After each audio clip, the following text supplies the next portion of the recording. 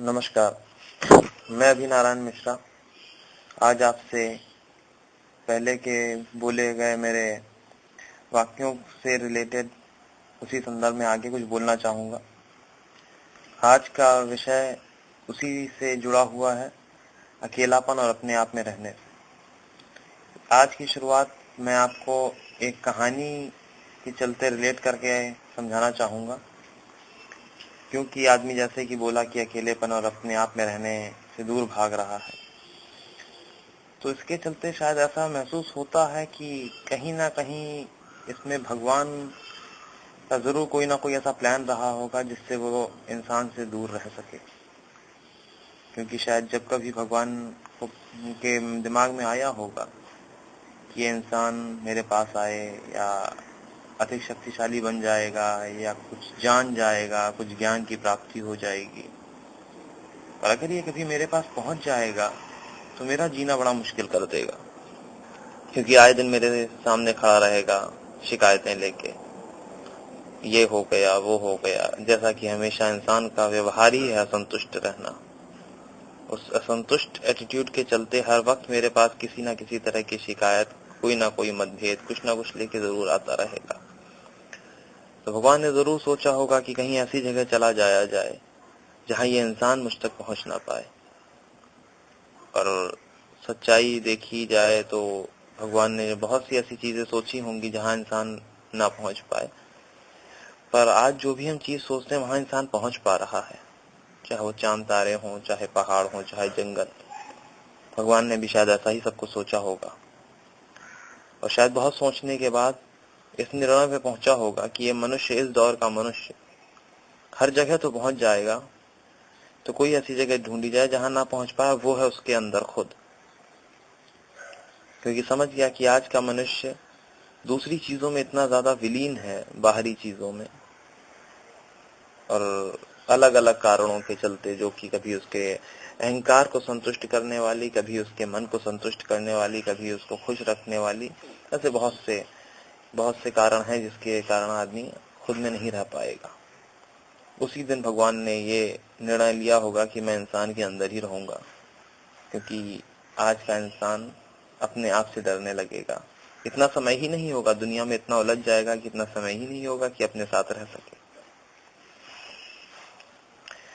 उसके बाद आज ये देखा जाए तो भगवान बहुत हद तक इसमें कामयाब रहा है, बहुत ज्यादा कामयाब रहा है।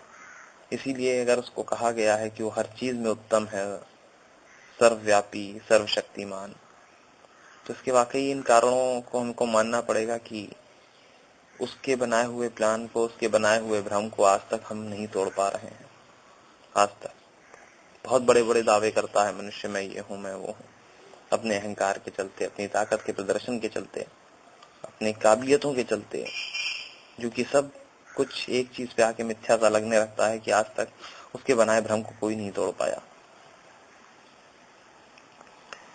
और जो कहने की बात है कि अगर कहा जाए कि भगवान है कि नहीं, या भगवान की इज्जत करनी चाहिए कि नहीं, अगर ये मान के चलते हैं कि भगवान है तो इज्जत करनी चाहिए, क्योंकि आप जो उसके बनाए हुए, जो उसका किया हुआ ये निर्णय था उसको कहाँ रहना है, तो आप ये सोचिए उसकी सोच की ऊंचाई को या उसकी सोच की गहराई को आदमी ना ही माप पाया और ना ही उसके परे देख या सोच पाया। तभी आज भी आदमी जो है एक हिरन की तरह भटक रहा है, क्योंकि भगवान तो अंदर ही बैठा है, भाग रहा है इधर से उधर शांति की तलाश में। शांति को तो, दिमाग को तो कभी मिल ही नहीं सकती है, और शांति कभी बाहर है भी नहीं।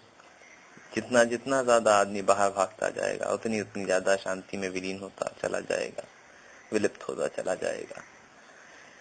आपने अपनी सोसाइटी में, हमारी सोसाइटी में, जहाँ जिस ह्यूमन सोसाइटी, ह्यूमन कल्चर में हम लोग रह रहे हैं, जिन मनुष्यों के बीच हर आदमी बहुत ज्यादा अपने अहंकार से भरा हुआ है।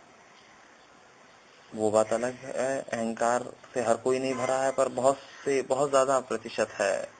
और जो अहंकार से नहीं भरे हैं उनको शायद डायनासोर कह पाना ज्यादा आसान होगा, क्योंकि दिखते ही नहीं है। आप सड़क पे जाओ, किसी आदमी को आपने आंखों में आके कहीं देख लिया, तो कई बार ये आदमियों के अहंकार को छू जाता है। कहीं आप सामान लाइन में लगे हुए हो, सामान खरीद रहे हो, उसमें भी अगर कोई किसी आदमी के आप आगे आ गए या किसी आदमी का आपको हाथ लग गया और आपने उसको कहीं उसने आपको घूर के देखा और आपने अपनी आंखों से आंखों उसके ऊपर टिका के उसको देख लिया, तो ये भी उसके अहंकार को ठेस पहुंचाता है और वो आपको शायद मारने को आमादा हो जाए। बहुत से ऐसे लोग हैं कि मजाल है आप उनकी आंखों में भी देख लो, उनको थोड़ी देर आप देख लो तो उनके आदमी या वो खुद चल के आपके पास आपके ऊपर चिल्लाने लगेंगे, आपसे आक्रामक होने लगे आपके ऊपर। ये ईगो के अलावा, अहंकार के अलावा और कुछ नहीं दर्शाता है। और मजे की बात यह है कि जितने भी ऐसे आदमी हैं जो इस तरह के अहंकार से सराबोर हैं, इसी तरह के आदमी सबसे ज्यादा कमजोर हैं अपने साथ अपने आप में रहने के मामले में। इस तरह के आदमियों को, जो बहुत गुस्से वाले हैं, बहुत ज्यादा जिनके पास ताकत आ गई है, जो किसी तरह की बेकार की बात नहीं एक्सेप्ट करते हैं, कि आपने कुछ बोला तो वो एक्सेप्ट नहीं करेंगे, आपके ऊपर आक्रामक हो जाए, मार बैठे, कुछ भी कर सकते हैं। बहुत ताकत है उनके पास, बड़े मंत्री हैं, बड़ी पावर है, माफिया है, बहुत पैसे वाले भी हैं, बिल्डिंगे हैं उनकी। और यही लोग हैं जो बाहरी दुनिया में इतना ज्यादा विलिप्त हैं। अगर इनको, मैंने डिस्कवरी में एक जेल देखा था, कारागार यूएसए में था, अमेरिका में। उसमें दिखाया गया था कि लोगों को जो वहां पे सजा होती थी, जो सबसे लंबी सजा वाले लोग होते थे वही उस जेल में आते थे। मुझे जेल का नाम नहीं याद अभी। उस जेल में बताते थे कि कोई भी आदमी सजा करने के पहले ही कुछ सालों में पागल हो जाता था, क्योंकि एक छोटे से कमरे में, कोठरी कहें, छोटे से कमरे में आदमी को बंद कर दिया जाता था। वहां उसको कोई नहीं मिलता था, ना कोई मिलता था, ना किसी से बातचीत, ना कुछ। और अधिकतर लोग आदमी वहां पागल ही हो जाते थे, इससे पहले कि उनकी सजा पूरी हो, 50-60 साल जो भी दे रखी हो।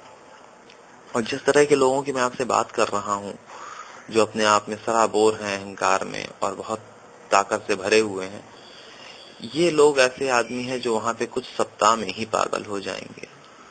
शायद अगर हम किसी साधारण आदमी को वहां उठा के डाल दें उस जेल में, तो शायद वो कुछ सालों बाद पागल होगा।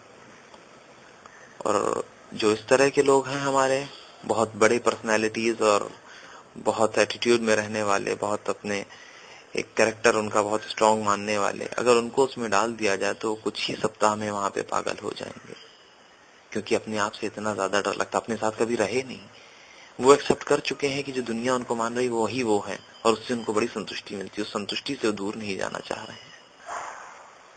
जो उनके ऊपर लेबल लगा दिया गया है कि तुम ये हो, वो उस लेबल से इतना ज्यादा खुश हैं, इतना ज्यादा संतुष्ट हैं कि अगर कहीं वो लेबल तोड़ दिया गया तो उनको पागलपन की ओर ले जा सकता है।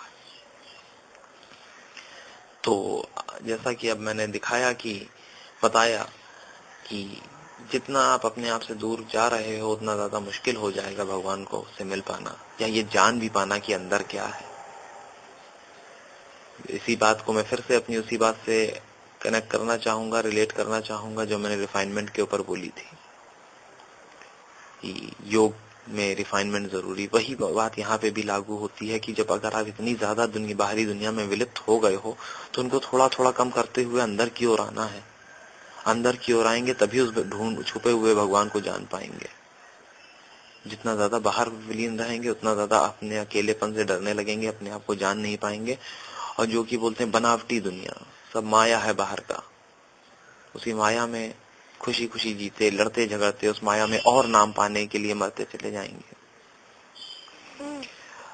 ये तो बात हो गई जो बाहरी दुनिया में अपने अहंकार को संतुष्ट करने वाली, अपने नाम को बनाए रखने वाली।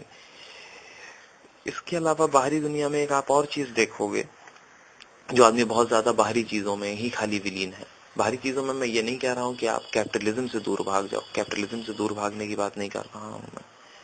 खाली उन चीजों को जरा नजरअंदाज करना चालू कर देना है जिनसे हमारा लेना देना नहीं है, जो कि हमें अपने आप से दूर कर रहे हैं। एग्जाम्पल के तौर पे मैं आपको बताना चाहूंगा, जैसे आज आप कहीं जाओ, ऑफिस में है तो सिर्फ कलीग, साथ काम करने वाले लोग एक दूसरे की बुराई में लगे हुए हैं। इसने ये करा, उसने वो करा। उसको पता है कि शायद 2-4 साल बाद उस कंपनी में नहीं होगा, ये सब एक इतिहास बन के रह जाएगा। पर उस आदमी के बारे में पीछे बात करने से नहीं चूकते हैं, क्योंकि शायद एक तरह की संतुष्टि देता है और पता नहीं किस तरह की संतुष्टि देता है। वो आदमी खराब है, वो आदमी खराब है, वो आदमी ये है, वो आदमी वो है, पर ये बात आपको कहीं से अच्छा नहीं बना रही है और ना ही ये उस आदमी को नीचे लेकर आ रही है।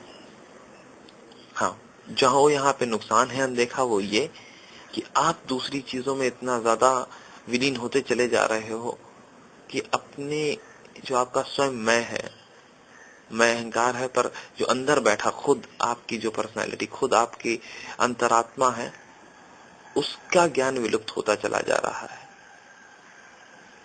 तो मैं ये फिलहाल ये कहना चाहूंगा, आज का लेक्चर, आज की स्पीच मैं यहीं पे रोकना चाहूंगा, क्योंकि जैसा कि मैंने कहा मेरा मन नहीं है कि मैं 5, 7, 8, 10 मिनट से ज्यादा बोलूं और आपका ध्यान केंद्रित ना कर रख पाऊं।